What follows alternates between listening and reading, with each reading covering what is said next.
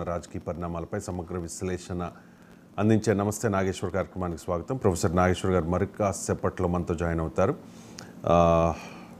నాగేశ్వర్ గారు విశ్లేషణ చూసే ముందు ఇవాల్టి ప్రధాన వార్తల్ని చూద్దాం. బీజేపీతో కాంగ్రెస్ డమ్మీ ఫైట్ చేస్తోంది అంటూ ఉన్నారు కేటీఆర్. ఆ రెండు జాతీయ పార్టీలకు బీఆర్ఎస్ పార్టీ ముచ్చెమటలు పట్టించింది. కేంద్రంలో ప్రభుత్వ ఏర్పాటులో ప్రాంతీయ పార్టీలదే హవా. జాతీయ రాజకీయాల్లో బీఆర్ఎస్ పార్టీ భవిష్యత్తులో నిర్ణయాత్మక పాత్ర పోషించబోతోంది. కేసీఆర్ బస్సు యాత్రతో తెలంగాణ రాజకీయాల్లో మలుపు. లోక్సభ ఎన్నికల్లో బీఆర్ఎస్ మంచి ఫలితాలు సాధిస్తుంది. ఓట్లేసిన ప్రజలకు కృతజ్ఞతలు, క్యాడర్కు అభినందనలు తెలియజేస్తూ కేటీఆర్ ఈ వ్యాఖ్యలు చేశారు. దాంతోపాటు ఢిల్లీలో కుస్తీ, గల్లీలో దోస్తీ అనే కామెంట్ కూడా చేశారు. తెలంగాణలో కాంగ్రెస్ బీజేపీ రెండు కూడా కలిసిపోయాయి. బీజేపీ గెలుపునకు రేవంత్ రెడ్డి శ్రమించారు. 6-7 చోట్ల భారతీయ జనతా పార్టీ అభ్యర్థుల కోసం రేవంత్ రెడ్డి డమ్మీ క్యాండిడేట్స్ని పెట్టారు.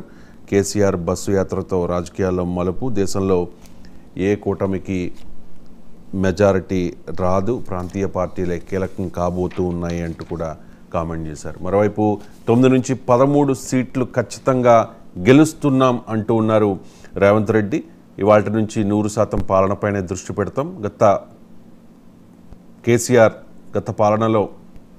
గత ప్రభుత్వంలో కేసీఆర్ నిర్ణయాలపై కూడా సమీక్ష చేస్తామంటూ చెప్తూ ఉన్నారు. దాంతోపాటు రానున్న 10 ఏళ్లలో 100 ఏళ్లకు అవసరమైన ప్రణాళికలు అమలు, పంట రుణమాఫీపై బ్యాంకర్ల సమితితో చర్చిస్తూ ఉన్నాం.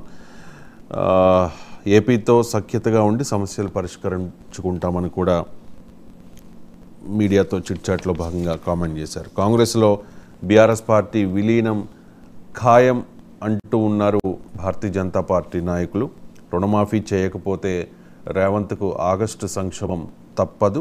అత్యుత్సాహంతో హామీలు, గ్యారంటీలు అమలు చేయలేకపోతే ప్రజలే కాదు సొంత పార్టీ నేతలు కూడా తిరగబడతారంటూ లక్ష్మణ్ కామెంట్ చేశారు. రాష్ట్రంలో భారతీయ జనతా పార్టీకి 12 సీట్లు రాబోతూ ఉన్నాయంటూ ఈటెల రాజేందర్ ధీమా వ్యక్తం చేశారు. ఇక అసెంబ్లీ జోరు లోక్సభ కేది అనే వార్తను చూడొచ్చు. శాసనసభ ఎన్నికలతో పోలిస్తే 8.56% తగ్గింది లోక్సభ ఎన్నికల పోలింగ్. నాడు ఉత్సాహంగా ఓటింగ్, నేడు ఇంటింటి ప్రచారం అంతంతే.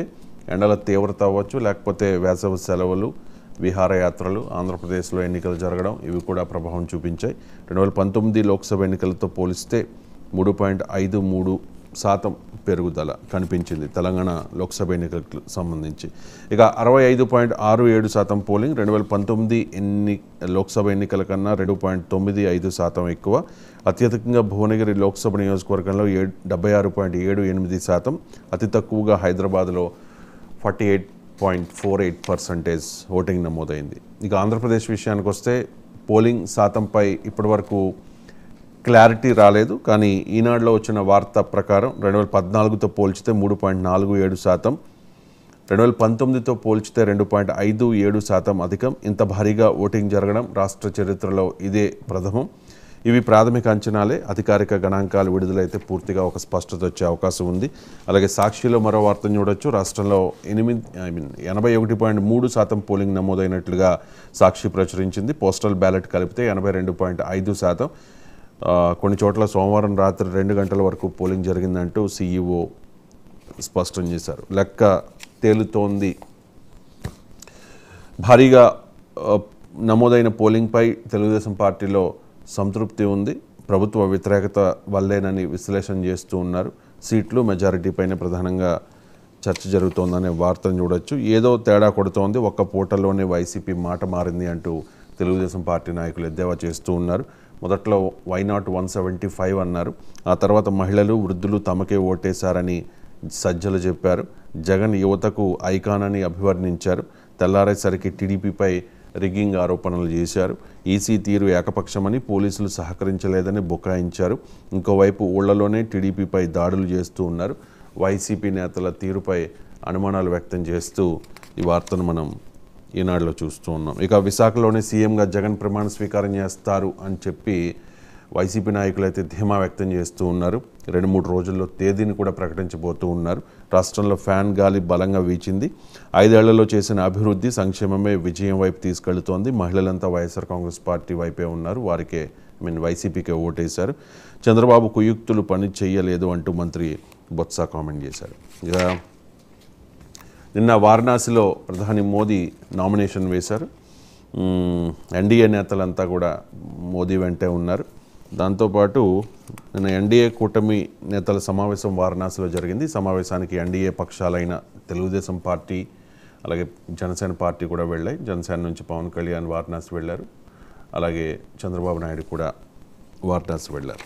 మోదీ సీట్లో ఎవరు అనే ఒక కీలకమైన వార్తని నమస్తే తెలంగాణ ప్రచురించింది. ది ఎకనమిస్ట్లో ప్రత్యేక కథనం వచ్చిన వార్త ఇది. రాజకీయ వర్గాల్లో కలకలం. 4 దశల్లోనూ పడిపోయిన పోలింగ్ శాతం, మోదీపై ప్రజల్లో పెరుగుతోన్న అసంతృప్తి, వెరసి బీజేపీలోనూ మొదలైన అంతర్మదనం, మోదీ తర్వాత ఎవరైనా దానిపై చర్చ జరుగుతోంది.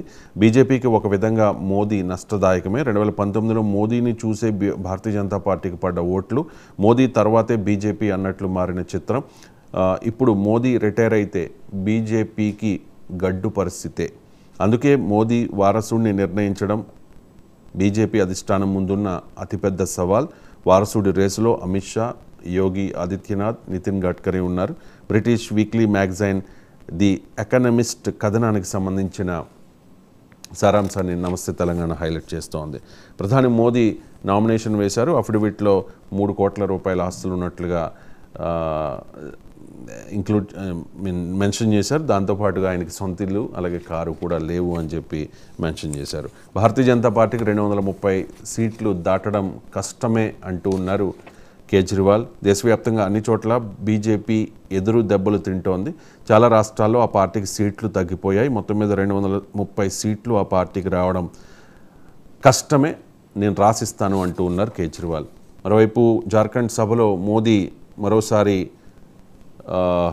అయోధ్య అంశాన్ని లేవనెత్తారు. కాంగ్రెస్ వస్తే మళ్ళీ గుడారానికి రాముడు వెళ్ళిపోతాడంటూ కామెంట్ చేశారు. ఎన్నికల వేళ సరిహద్దుల్లో డ్రోన్ల చొరబాటు. గత 60 రోజుల్లో 49 డ్రోన్లను బీఎస్ఎఫ్ దళాలు కూల్చివేశాయి. అత్యధికంగా ఇవి చైనాలో తయారైనవే అనే వార్తను చూడొచ్చు. ఇక రాయ్బరేలీ, అమేఠీలు మా కర్మభూమి అంటూ ఉన్నారు రాహుల్ గాంధీ. ఈ నేలలో భావోద్వేగ బంధం ఉంది అంటూ ఉన్నారు. ఇవి నియోజకవర్గాలు మాత్రమే కావు, అవి మా కర్మభూమి అంటూ ఉన్నారు. దాంతోపాటు ఈ 2 నియోజకవర్గాల ప్రజలతో కుటుంబ సంబంధాలు కూడా ఉన్నాయి అని కూడా కామెంట్ చేశారు. ఇక చివరిగా యూపీలో కాంగ్రెస్కు ఎర్ర టోపీ బాసట అనే వార్తను చూడొచ్చు. అమేఠీ, రాయ్బరేలీ సహా 17 స్థానాల్లో కాంగ్రెస్ పార్టీకి